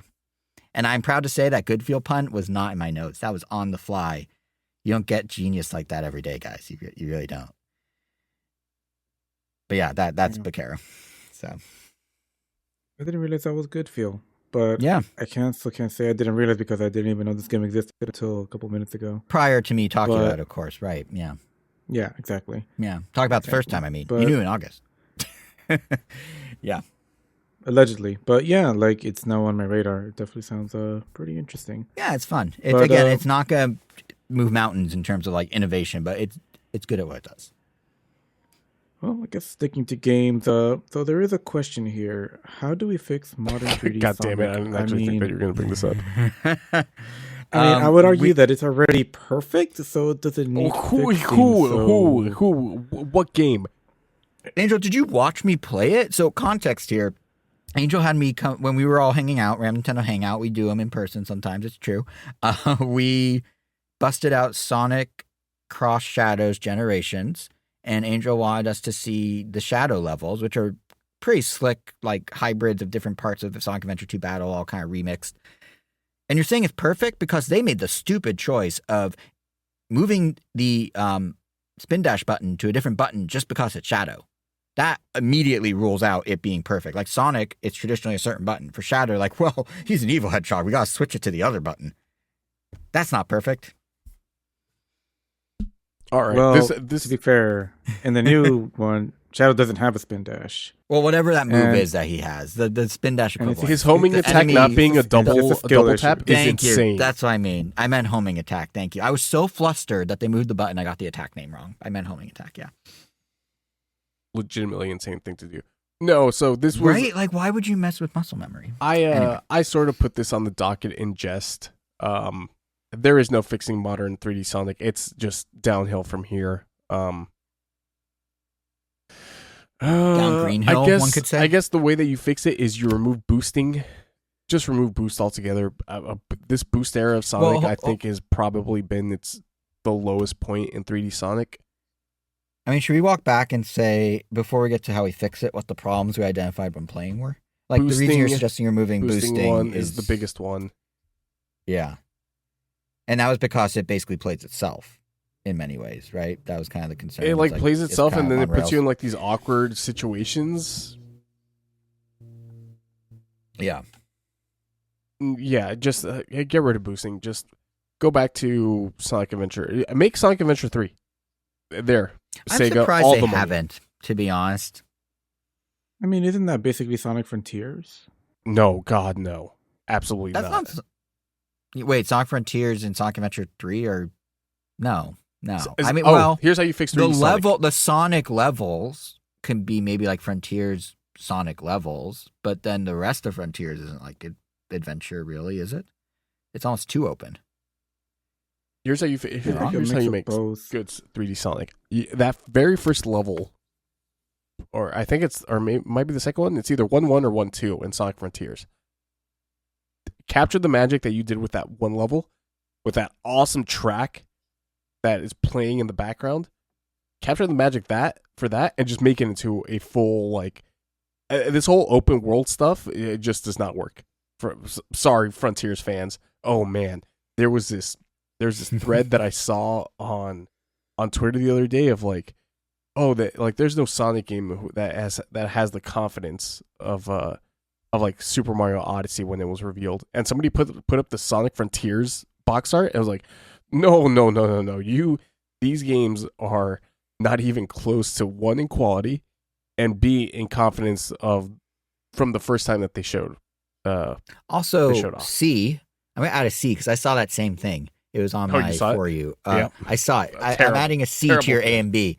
You're comparing a game that was angling for a Breath of the Wild vibe with a game that was angling for a Mario Odyssey vibe. If you want to do a comparison of Frontiers' attitude and confidence, compare it to how they revealed Breath of the Wild, not Mario Odyssey. Why would you compare it to Mario Odyssey? The game was cribbing Breath of the Wild. Like, why? That's like apples and oranges. Why are you doing that? That was my big nitpick. Yeah. Yeah. Angel, do you have anything to add to this? Since you're the only Sonic fan in this trio. The biggest Sonic fan, let's say. I like it. Not too much. I mean, I don't know how many Sonic games you guys have played in their entirety or have even played in the last couple years. But I mean, I don't know. I'm really enjoying them. I loved all of Sonic Generations, Shadow Generations. Yes, I have played Generations. the home. I played Sonic Generations. The homing attack, and that was like well over a decade ago. I think it came out 2012. Jesus 2013? Christ! I don't remember. It was shortly after after we we graduated college. Yeah. Cause definitely the muscle memory thing. I'll give you that was really hard to get through initially when I was also just handed the controller by my brother to play a specific level. It just makes no sense. But when I sat down and played it from the very beginning, it was fine. I mean, you just unlearn it, and that didn't take that long, especially because by the end of the game, Shadow picks up so many abilities that use up so many of the other buttons. But they could put them on the other button. But just put them on the other buttons. To be fair, why do you need to move the main button to just use the button that he moved it to? If you move honing to say X, you could just put the new ability on X and keep honing on A or B. Why? Like I said, for someone that actually played through the whole game, it just didn't feel like an issue. By the end, or actually not even by the end, halfway through, Shadow just ends up feeling like a completely different character compared to Sonic. The only similarity at that point is just that they boost the same way. I was about to make the comment that'd be like if you have a Mario and Luigi game and you map jump to A and Luigi's to B, and then I realized that's what they do in the Mario and Luigi games. But you're playing them in tandem, so it's different. Yeah, this is more let like... let me just get this off my chest. It's a stupid design, but moving the homing attack for Shadow specifically in that one game isn't what is ruining 3D Sonic. Let me just put that out there. It was the initial... It was the conversation starter for sure. To your point about how like... Or maybe we didn't say this point, but the idea that like you're playing Sonic, you're doing 3D Sonic, you're homing attack, you're running around, and then you just come to an immediate standstill. If you hit something, you lose all your momentum, and the on-rails just kind of stop. That's how it felt picking up the button and being like, oh, the homing attack's where? Or picking up the controller, having it switch. Like that momentum of coming into it does if it could stop. potentially feel better or just be, or still work. Like, I don't know. Like, I guess I'm just not married to the initial button. Like, if they wanted to make it another button, that's fine. It's not. I'm being a little facetious. It just seems, I don't know what it accomplishes except confusing not the diest of diehards when they first pick up the game. Like, it feels like an added friction point, and I don't know why. Once again, that is not ruining Sonic games. It's not true. I'm just hung up on this because it's silly to me. Yeah, and to kind of even like wind the clock back a little, I have not had the chance to play Frontiers yet, while I have wanted to. But I mean, I don't know. I mean, it looks fun from what I've seen my brother play it, and I did love colors. I really enjoyed Sonic Lost World. Yeah, that one was pretty fun. Obviously, took a lot of inspiration from Galaxy, but it also has some of its own unique. How do we get players like me back on board who loved Sonic Adventure 2 and to a certain degree like Sonic Adventure 1? Honestly, it looks like, and I'm bringing it back again, but not time's passed for the original. Sonic Frontiers' later half of its life, with this DLC, started just like adding more and more characters as playable, like fully fleshed out characters. They incorporated Knuckles, Tails, and what have you in there. And it almost looks like they were starting to figure out like, oh, how do we want to bring these characters back if we were to do like an adventure style game? Because that's kind of what it started to remind me of. But I don't know. It seems like they might have to try something. I mean, what do people want when they want like an Adventure 3? Because when I play Adventure and Adventure 2 are fine. Like they're definitely more nostalgic than anything. But I feel like I just enjoy the Sonic levels, and I could kind of give or take everything else, the Knuckles and the mech levels. Right, like, that was gonna be my question, Kevin. Like, are you talking about the Sonic levels of Sonic Adventure, or do you really love Rogue the Bat? No, I really love the Sonic Adventures, and okay, yeah. I think the Rogue the Bat. I mean, I guess it could be one of your points where than anything else.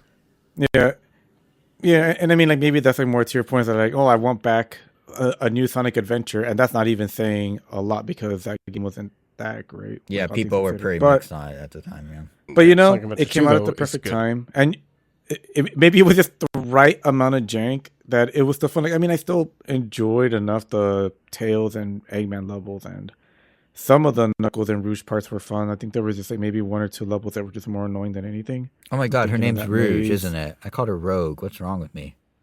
That's X-Men. Interesting. That is X-Men. But it's at this point Sonic has kind of like transcended gaming. I mean, the fact that he is in the middle of a crossover with DC, and I mean, I do like that framing that Sonic. It's true. The movies are huge. He has transcended gaming, but just gamers got fed up with Sonic, so he up and left. He's bigger now. He doesn't need them ananymore. Yeah, transcended maybe isn't the right word, but at the same time, like Sonic, it feels like he has just slowly ascending to the heavens. Because it just feels like some people at the very least, it feels like you have more people now that could be a fan of Sonic without even being a fan of the games necessarily. At the very least, like 100%. You're gonna have a new generation of fans of Sonic that probably never play or care to play the game. They just love the movieverse. And apparently the comic is its own juggernaut apparently for IDW. So, like it's kind of crazy. Like I can't even think the last time Nintendo had Mario crossover with anyone that wasn't from a video game. Well, that's because they don't want to. It's not because it's not like, they. But NBA you can argue like, they don't need him to, or he doesn't have to because he's that big. I do like that about Sonic. It's neat. I will say, fight Godzilla. whoring himself out to anybody. Yeah. We transcending gaming, Kevin, is how you properly say that. We Also kidding. we talk a lot about how Nintendo does this big IP expansion thing, but credit where it's due, Sega's killing it on that front too, because Sonic is the biggest he's ever been, no doubt. It's kind of funny because Sonic does get like the biggest flack for, admittedly, like like going through the infamous Sonic cycle, like releasing these like what are you doing games to like a game that's like above average and then back down, and it's all over the place, and yet Sonic has endured like more than it feels like a lot of other Sonic prevails. Yeah, like yeah, like a mediocre score on Metacritic will not take down this goddamn hedgehog. Like I don't think it's possible. Yeah, I mean, what did he get for Forces? I mean, that must have been like that was like a 4 out of 10 on the red. And yet, like he shrugged it off. He tanked it. Even the fans were like tired of like, Jesus, like Green Hill Zone again. Like I don't care if it's like a post-apocalyptic version. Just like stop starting every game with Green Hill Zone. And he's still kicking. He has 3 movies with a 4th coming out. Yeah, he just refuses. Presumably something after Frontiers. I mean, it sounds like Frontiers did okay. I don't know, but the music was pretty cool, and some of the bosses were like, damn, I feel like with anime. Would you be opposed to that first level of Frontiers, the first real like Sonic level, where it is just levels that go on from anywhere between 2 to 3 minutes long, and just a shit of them? That could be cool. That'd be cool. Like that I think that's what I want. I think I just want. I kind of miss when sort of these levels that like I said you can take down in less than 3 minutes with a focus on like speed running through the level without having to boost. So basically Sonic 2D Sonic, but just turned on Z-axis.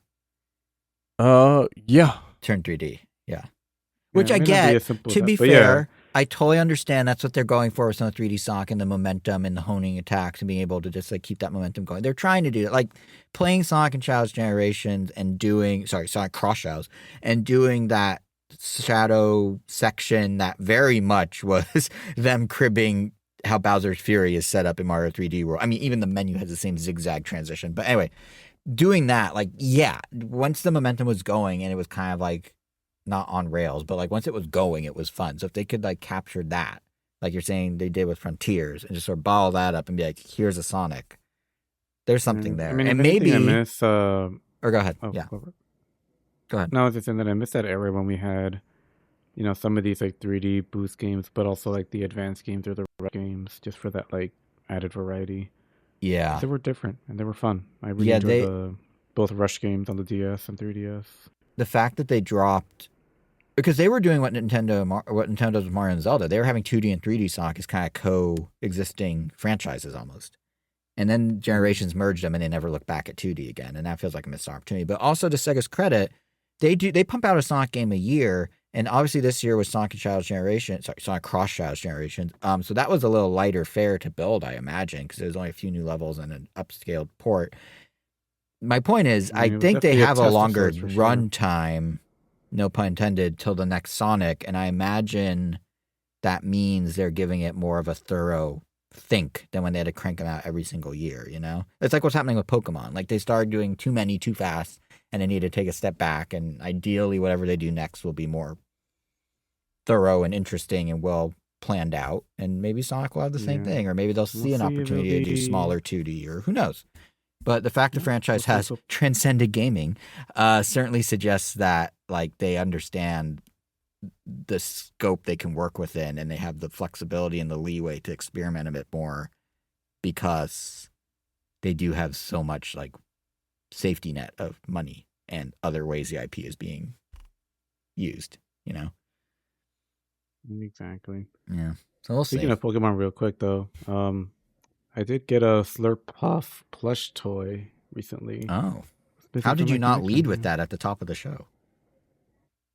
About my Slurpuff. Oh my gosh, Your Slurpuff. Your Slurp plush.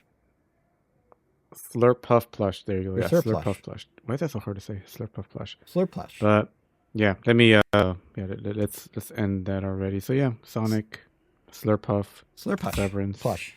So that apparently ended forever, which is Well, not forever. Which Okay, I'm fine okay. If with. we thought, You're fine with, right? if anyone listening to Yeah. this podcast thought Yeah. the Sonic conversation got intense, Severance. So you guys are on a. We've been texting a lot about this. You guys are on a different side of the fence about it than me, I think. Where did you guys land on Severance? I don't Now it's think I'm over. on completely other side. I think I'm just like leaning on the fence. No, maybe I'm like opening the door, but I'm not mad though. I'm like, and I don't know if we're already gonna just like flip the spoiler tag, I guess. But Yeah, I'm not anyone ready who's to say listening, anything we're super talking crazy. Severance, full season 2. You've had a few days to watch it. If not, you can come back to timestamp 1 hour and 25 minutes and 30 seconds when you're ready, which is where we are now. So Yeah. let's do it. Spoil away. Yeah, I mean, in a super quick nutshell, like I'm happy with how it ended. I don't think anything surprised me, or there was Right. anything that I was like, "Whoa, that was out of left field." But once like I saw the ending, I'm just like, you know what?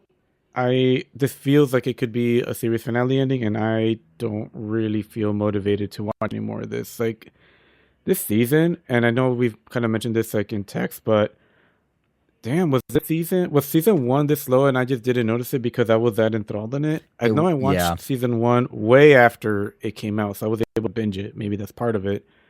But I just remember being super hooked the whole time. I don't know what it was, but I just loved every single episode of season 1. Season 2 felt painful to watch at times. Like, not only like the story just goes slower, but the pacing of the episodes themselves. And I felt like there were like maybe 2 to 3 episodes worth of content that just didn't have to be there at all, and the story wouldn't have changed. Or just some like decisions characters made that just felt like, oh, I guess that didn't matter, or that didn't go anywhere. Or maybe I just missed it. Or it'll But come back around in season 3. yeah, but even then, like, if it does, it didn't leave enough intrigue for me to go like, oh, I can't wait to see how this pans out. It was just like, oh, okay. There was Fine, in yeah. season Like 1. Irving was one of my Or favorite sorry. characters, and Yeah. I'm just like, yeah, that's fine. He's gone. I No, honestly see, don't care. 100% that, and I'm not saying you're wrong. They left a lot of loose threads, but 100% But I that's am one that overall has- happy with Okay. how it ended. Yeah. So yeah. No, I I was was gonna say for overall positive, but not coming back. Yeah. I was gonna say for Irving in particular, we never knew who he was on the phone with when he was making those phone calls. We never really got closure on a lot or of why his he stuff. even painted the things that he did. Like, Well, some we of that. knew about Well, it. that was kind of there. So there's an emotional. I feel like a lot of season 2 was about emotion and emotional control and emotion manipulation, and like ultimately the show is about like this kind of crisscross of like a commentary on corporate life and how it's kind of cultish and like an actual cult in Lumen, and kind of like all the politicking around corporate world and that sort of thing. And a big thing with cults, right, is to be able to emotionally manipulate and control the members of your cult. So I feel like a big part of season 2 was very much a lot of the stuff, a lot of the plots and stuff were like, relating to emotion, the severance chip not severing emotion fully. And stuff was like breaking through somewhat. So his paintings that he was drawing, it was stuff his innie was seeing on the inside about that hallway that his subconsciously his outie was able to like visualize, and that was kind of the bridge there, I thought. So that's why he did those initially. Now, how did he learn about the hallway? I don't recall, but I think that's what I that get that. was. Like, I get that. Like, yeah. clearly that's that's happening. Like, that's Yeah. not. Yeah, I'm in not this saying case, it's like the revolutionary. like we never learned how any Irving like knew about that, or like what his connection to that was. Whether it was that any, because now we know that there could be multiple innies. There was yeah.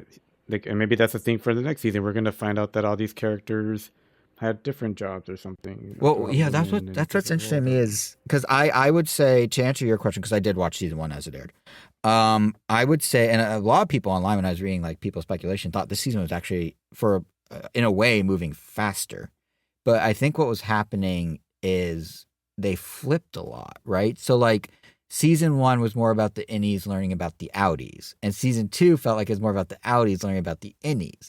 And so that broke up some of the vibes of season 1. Like I prefer season 1 overall. I like both a lot, but like season 1, you had the quirky work life of the severed floor. You had the the kind of more funny commentary on corporate culture. And in season 2, because we're now flipping it, you're seeing more of the cult culture from the outies and the outside and how the cult is kind of built up by Lumen.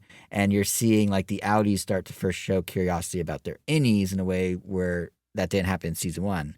So like season 2, like it's two sides of the same story, but season 1 was kind of like quirky, fun, office, weird. And season 2 is like cultish, outside, dark, like, you know, like Mark's reintegration plot line, like for the sake of saving Gemma, like we were seeing it not so much from Innie Mark, we were seeing it from Outie Mark, or like Helena being jealous of what Helly had. We didn't really see much of what Helly had. They spent more time with Helena pretending she was Helly so she could understand what Helly had. Like it was, you know, a Bert and Irving. We saw the outside of their the Outie relationship instead of the Innie relationship. And it was just, or what was Dylan's? Oh yeah, with his wife, like Dylan's wife meeting his Innie and him learning on the Outie side that his Innie is more ambitious, and we kind of see him having trouble with ambition secondhand, like failing at home and like failing to get an alternate job, and he goes to the door factory and all that stuff. Like we're not seeing as much of the Innie stuff, and I feel like that was part of what made the second season feel kind of different. Like the lore build out that came with all this and the shift in how they had to focus on like this like broader world instead of the tight knit like Severance floor, that I think definitely changed up the vibe. It kind of reminded me, and maybe Kevin, you'll relate to this, it kind of reminded me of season 2 of Mr. Robot. Like season 1 was this like tightly knit, tightly done thing. And then season 2, they're now expanding out the world, they're lore building, they're doing all this like extra stuff. And it kind of took a little bit away from the season 1 vibe of Mr. Robot because they were doing all these like other pieces of the puzzle. And then in season 3, it kind of like came back around to what season 1 kind of felt like. That's like kind that's of where it thing, feels though, like things sort of shifted. Because yeah, like I mean, it obviously is different. Like you can't have season 1 again because the whole allure of season 1 is like, you know, what if this concept of like splitting your mind in two, like that concept alone, I thought was so interesting for a show that it kept me going to see like where else they could take it, and they did take it in some interesting ways. Admittedly, they did do some interesting stuff with that in season 2. Oh, for sure, yeah. But to your point, when they started to build out the lore and like the backstory and the history, I guess frankly I just didn't find any of that interesting, or I was just like, oh, I don't know. I guess I just did. Yeah. When it was more mysterious in season 1, I was like, oh, where could this go? And then season 2, honestly, at times just kind of felt like the show was just trying to be weird for the sake of being weird, and I just didn't find it like, I don't know. I guess it's interesting enough to find out more about it. It was just like, oh, the goats. I don't really care like why there are goats in this studio and in the place. I don't know. Like it just kind of kept losing more the more it tried to build out its backstory. I mean, I guess the most interesting was maybe the Gemma stuff. The Gemma episode was really well done. Speaking of episode 7. Yeah, Mr. Trommel was a big scary person, but you know, it almost felt like were the goats just a means to get a weapon into the hands in the final episode? No, the goats. See, that's what became. How do we get a gun on her? We can't have a gun. Oh, well, so they had the goats in season 1 though, so they didn't plan the gun necessarily. I think what it was. Yeah. I mean, they were there. I mean, that at that point, yeah, they just kind of pop up and say, "Oh, that's a really weird and random room." So it kind of like it. They're planting seeds, and I think they did in season 2, or their payoff in season 3. Some stuff with Milchek and like how they treat him and how he's sort of like. They you know kind of play around with some of his like. I do love his word. He's by the way he's the best. Milchek is the actor is he's the best. But like there's some loose ends with him about like his kind of journey through starting to have doubts about Lumen and how they treat him. I feel weird saying this as a white guy, but how they treat him as a black man, like with the blackface posters and telling him to talk certain ways and stuff. And it's just like they haven't figured like put the bow on that yet either. But the goats, so there was a ton of stuff they did that were like hints of some bigger sci-fi plot, right? Or some like bigger theme, or like I know I started to buy. We were texting this like, oh, are the goats like are they cloning? Or because the first animal that was cloned was a goat or a sheep or something, Dolly. So you know maybe they're what they do clone tests with, and they're gonna put consciousnesses of people through severed chips in goats or something.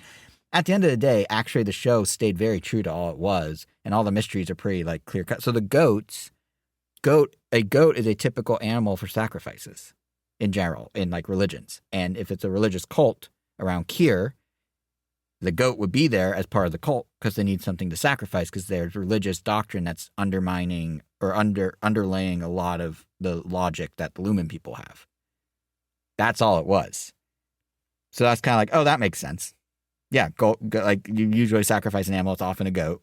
So if they're doing sacrifices, if Gemma, when her purpose is done, is to be killed for Kier, then yeah, you'd have some animals to sacrifice with her. That checks out. That's very like Cult 101, I guess. I don't know. So like there's so many little things they did that they could have gone like full Lost or full like 3 or 4 levels deep of like, it's not just about, like a commentary on work life and like the cult of corporate America. It's not, it's actually about clone. It's actually about like mind control. It's actually all this other stuff. And then they kind of, in the end, were like, no, actually, it's exactly about the thing we always said it was about. We just showed you a different side of it.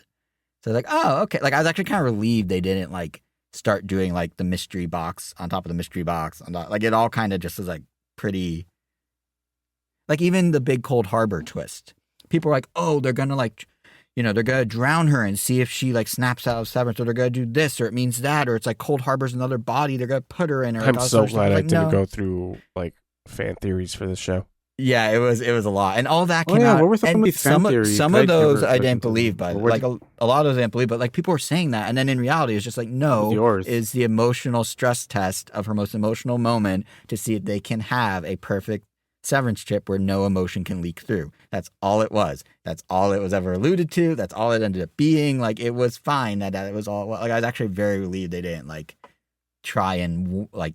You know what I mean? Like try and go too far with some of the craziness. Like it was reined in, which I appreciated. But yeah, the fan theories were nuts. Like people were treating it like it was going to be, and the show didn't help.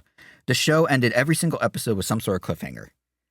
And everyone's like, well, this cliffhanger has to be super significant. So it must mean theory A, B, C, D, E, or F. And it's like, or it's just they're leaving the plot there and they'll come back to it. You know what I mean? Like that cliffhanger where he wasn't strapped when the reintegration surgery, I think it was probably one of the stupidest cliffhangers I've seen on TV. Strap his head in if you know that he's not supposed to move it. Like, oh, this. Yeah, we haven't got my opinion on this. Yeah, no, I have one more thought, and then I want to pass it to you real quick, if you don't mind. I just gotta say about those cliffhangers. The one thing that worked both good and bad for me. The cliffhanger start, as someone that loves the show, the cliffhanger started to get a bit much. Every single episode, like it's really interesting that each episode was only basically the A plot. There wasn't like a B plot. So it was like, here's character A doing this thing. End of episode. Now let's look at what character B is doing. End of episode. Now over to character C. End of episode. And each one was like kind of this compartmentalized thing. And it made it like, so there are all these cliffhangers and all these weird things. But it also made it that when it came time to the finale, and there's maybe another way they could have approached it. I don't know. I'm not a show writer. But I really enjoyed how the finale, which I saw twice because I watched it and I came out, but then I also saw it at Paley Fest at a panel with the cast. And both times it held up. The way the finale was just boom, boom, boom. It was all on the severed floor. It kind of had the vibes of season 1 again. Like they had the weird corporate culture stuff. They had the marching band moment. It just all like, it felt like all that like build up across all these different character stories all kind of coalesced really well for that finale for me. Like, it was weird going through it and not having it progress like a typical show does and having it, like, stop and start for all these different people. But I feel like it made the finale actually work really well, in my mind. So I was quite happy with the finale, personally. But, sorry, Kevin, what were your thoughts? Who was the picture of Mark at the end for? Do you think that they were able to see it? Do you think that they were able to see it from under? Because otherwise it's just a waste of coordination. I'm going to guess it was for the viewer. I'm going to guess it was a bit of a meta thing. I'm going to guess the entire existence of a marching band that is severed, presumably, and just lives on the floor and is silent until someone achieves Cold Harbor is entirely not a logical thing. It's just for funsies. I'm with Angel that a lot of times this show started to become quirky for the sake of it. Especially that marching band section was the marching band the biggest part of it. So that one I kind of actually like. I've seen some people say that one. I'm not going to defend everything the show does. Trust me, there's some stuff I didn't like. But that one I kind of got because there is that sort of sarcastic comment when someone achieves something and you're like, "What do you want us to do? Throw you a parade?" And twisted Lumen that doesn't understand corporate, people and just views it through a corporate lens. It's like, oh, well, when someone achieves something, you must throw them a parade. We'll get them a marching band. Like, it kind of works, kind of.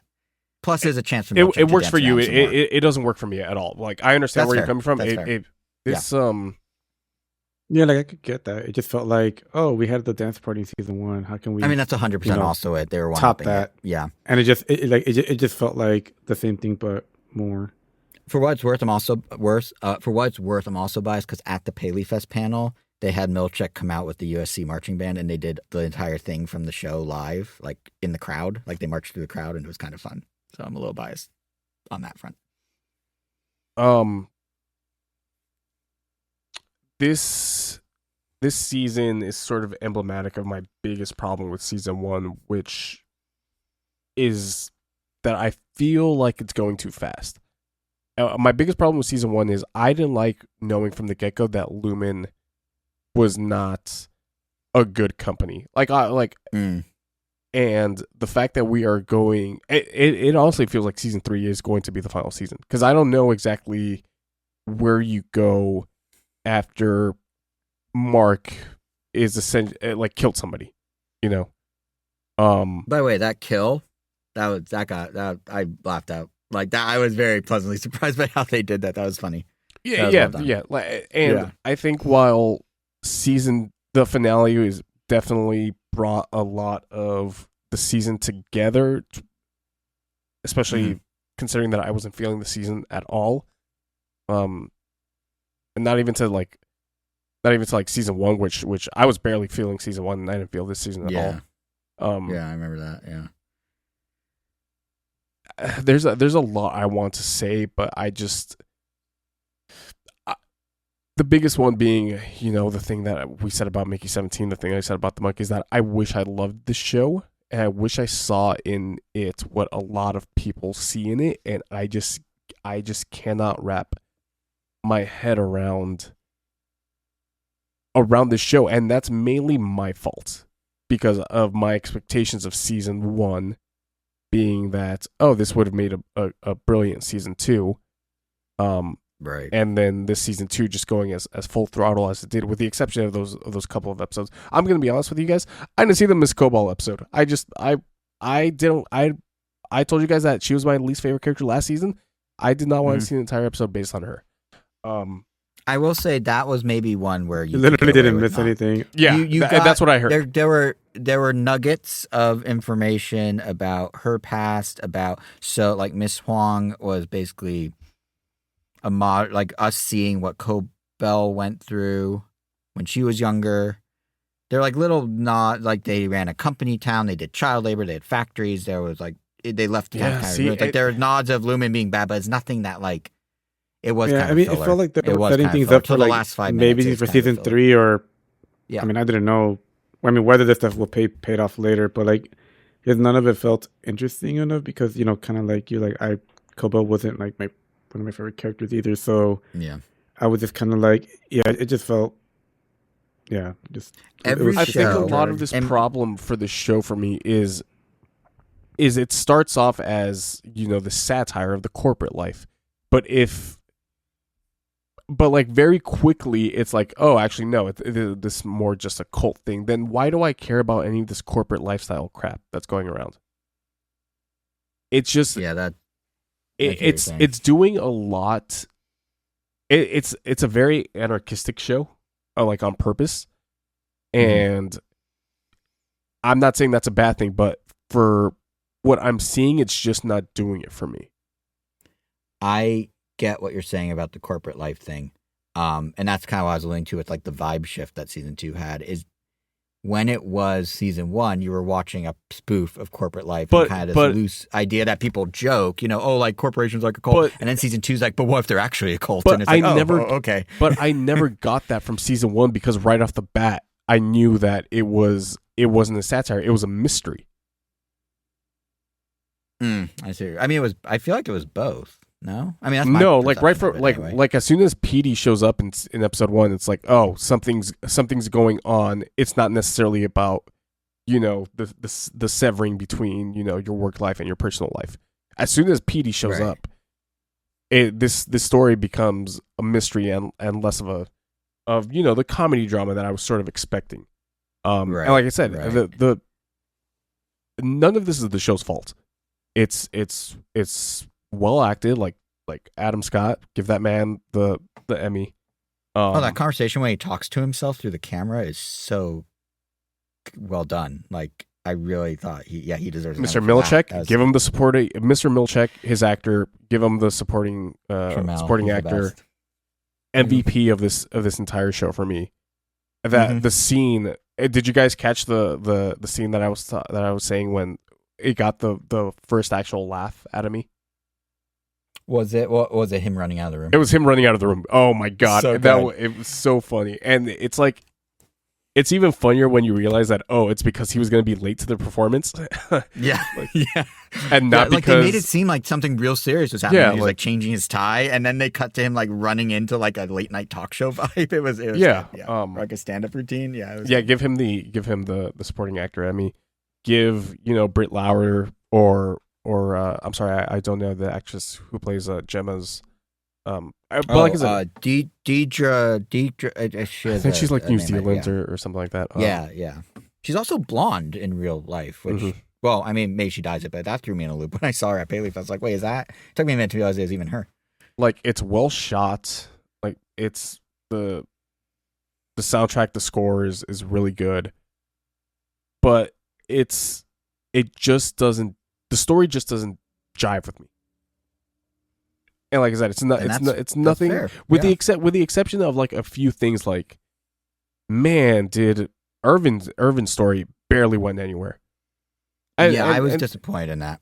And to be fair, it's because they more or less kill him off in the middle, like 4 episodes in, for lack of a better word. There's still questions that I have from the story of like, why exactly do they have to kill her after Cold Harbor? Just because it's a cult? Which sure, but I don't want it's a cult to be the easy answer for all these questions, And that's why I just can't personally get into the show as much as like other people can. I am curious how much are lingering questions that will be answered in real ways and how much are just, it's a cult. Because, like the goat thing, I'm like, okay, that makes total sense. I'm fine with that.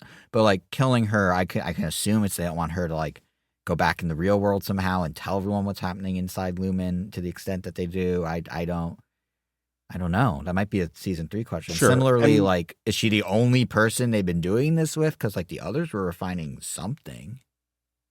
Yeah, I know they were there kind of make sure Mark got his job done, but what were their numbers signifying to them if the numbers represent someone they know and their inner tempers, So and then I was kind of like, all right, there's other pieces here. And then like, is MDR really the only division in this corporation that really matters? Because that's what it seems like. And if that's the case, like I said, this is clearly going. I wouldn't be surprised if season 3 is the final season. Whether I go along for that ride, I'm definitely leaning towards probably not. Just because at this point, do I really care about these questions getting answered? No, not really. Which is fair. Yeah. I think for me, definitely season 1 was the stronger for me. I like season 2, but season 1. The thing that was missing besides like the vibe of like corporate parody and stuff was like that core group of 4, like Adam Scott let's go with their characters, Mark and Helly and Irving and Dylan. We only had like one scene they were all in, and it was a very intense scene where they were out in the Ortbo and they were like drowning Helly or Helena. Besides that, we never got the dynamic of the group of 4. We got some pieces of the group.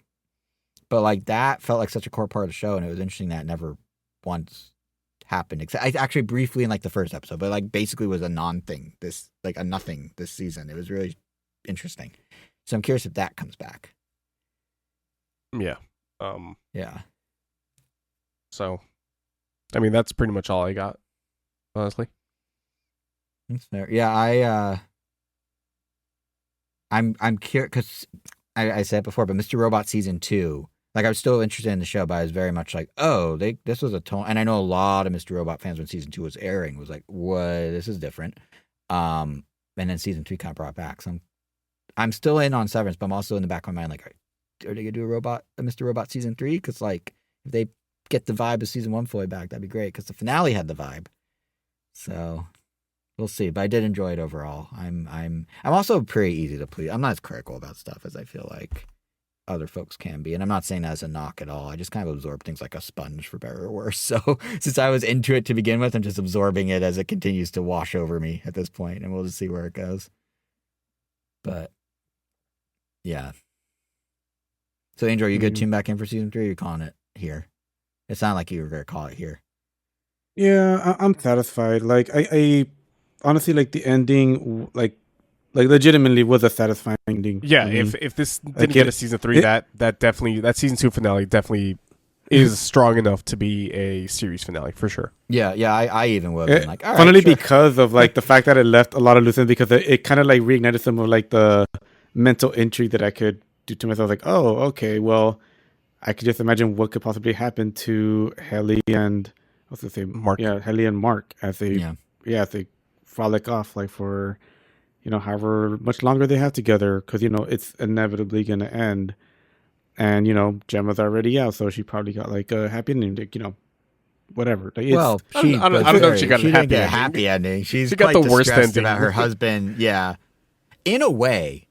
And this is interesting, actually. I know you guys don't say happy as in she escaped her prison, I guess. Well, here's the thing: loses her husband. She's in the exact same position she was. She's just on the other side of it now. But now she has, she can play with the sister and her baby-in-law. So when I was at the panel, no Rickon in the finale. We haven't seen Rickon in the 5 episodes. He had one scene this entire season, maybe 2, and somehow he had a part. He was at the panel and spoke. Like, they had everyone at that panel. It was like a 15-person panel. It was crazy. But he was always one room over. Yeah, Rickon was barely in there. What was I gonna say? Oh yeah, at the panel, Ben Schwartz was the surprise moderator, so that was fun. A little mini Parks and Rec reunion between him and Adam Scott. But he asked Patricia Arquette, so like, how's it feel to play Miss Cobell now that she's on the other side and hates Lumen? Or, is like turning against Lumen. And Patricia Arquette was joking how she's not going to reveal any secrets about the show, and she may know things, she may not. She's kind of like, I wouldn't tell you, I would lie. But the second he asked that question, she looked at him dead on and just went, is she, though? So it's possible Gemma's still in a bad spot. Is she against Lumen, Cobell? Is she turning on Lumen, or is it something else? So, and I'm not saying it like, oh, new mystery. My point is the Gemma story. Yeah, Cold Harbor didn't go how they wanted, but essentially they were stress testing the exact same scenario in reverse with Mark. Can any Mark overcome his love for someone inside for this love he doesn't understand outside? And the answer was no. So Cold Harbor did work. The wall was kept. The emotional wall was kept. So in a way, Gemma's stuck without her husband, stuck on the outside, and Lumen still got the answer they needed on the inside. So yeah, it's not necessarily a happy ending for anyone involved, except Lumen. But yeah, I don't know how serious she was about is she actually not turning on them. But I thought that was interesting that she said that, and got some side eye from Ben Stiller when she said it. So I was kind of like, oh, interesting. Yeah, I mean, point is like, I just mean like it's just fun that it lets me speculate all I want. Right, and basically just leave it at that, because at that point, I don't know if anything that they could do after would be any more satisfying than what I could imagine, or, just make it even worse. But that's kind of the dangers of like leaving it this open. But I do like the fact that the way it's set up for season 3 with this kind of innie revolt that's happening, which they alluded to in season 1, if you remember. They were showing the painting and like where Bert used to work, and like, oh, there's once a revolt. Anyway, I do like that means there's going to be more stuff happening on the severed floor in the office with the people in the office, because that's where I feel like the show's strongest versus the outside world stuff. So I'm looking forward to that. It'll be obviously very different because they're revolting and it's a different vibe, but they're still the innies together in the office. So we'll see what that looks like. But I'll be tuning in, of course, because I clearly am the most into it at this moment in time of the three of us. So. I mean, to be fair, you were into it from the very beginning. If I This is recall, true. I watched it the day it premiered. Yeah, you championed it, and I think I finally took your recommendation a couple of years later, and I was like, yeah, this is actually really cool. Until you were then yeah, like, all right, I'm done. Yeah.